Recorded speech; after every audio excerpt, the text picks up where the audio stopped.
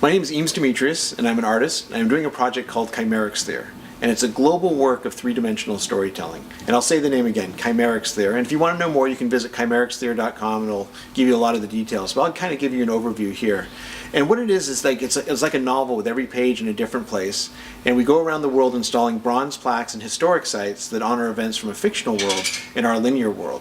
And you hear that squeaking, that's not the fictional world. What that is, that's not the parallel world. What that is the little bunker, the little airplane hangar we're working in. And one of the things, this is the nerve center of it all, because we go around the world, and these are some of the plaques we install. You can see they're pretty substantial. That one's going in pretty soon. And they're in all sorts of different places. We've done mailings from them. There's one in Grand Rapids, in Berlin, in Australia, underwater in Charleston Harbor. That's a fun one to visit, especially in the summer. And one in Sweden we just installed, had a great Kcymaerxthaerial Swedish folk song that was sung.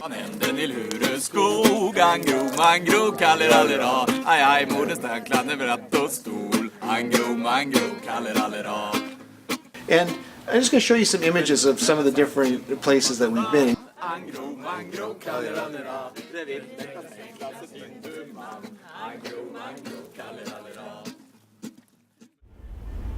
You can see that when you go, it's very much about the place that you visit. And we've done stuff like, we have some embroideries that we've done with some women in Namibia where I told them stories, like this story of this woman, Iliala Meining, who is a woman whose voice was so beautiful it couldn't be concealed. And then her life went terribly wrong when she was the only witness to a murder. So every time she sang, the bad guys knew where she was.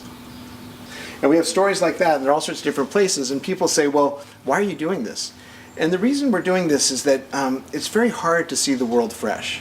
We're so used to our normal environment, our city, our town, or whatever, that we just kind of see the same thing again and again. And I think we'd all agree the world has a lot of challenges, and we need to learn how to see new possibilities. So when you're in this place and you read the story of the parallel world, it actually unmoors you from our world a little bit, and you see things differently. So that's why we do it. So what we're doing now, and the reason why I'm here on IndieGoGo, is that we're doing a project in Abilene, Texas, and we're going to be installing a historic site around the Museum of the Bench, which was a 430,000-acre facility dedicated to displaying benches in their natural habitat, founded by a guy named Park Lee Toff. And what he would do is that if he found a bench and he loved it, he would collect it, and then he would build a beautiful, incredibly realistic diorama to put it in there. So it's kind of like Lion Country Safari for benches, which is, it's an acquired taste perhaps. But what we're doing to celebrate it is that we're having a scavenger hunt.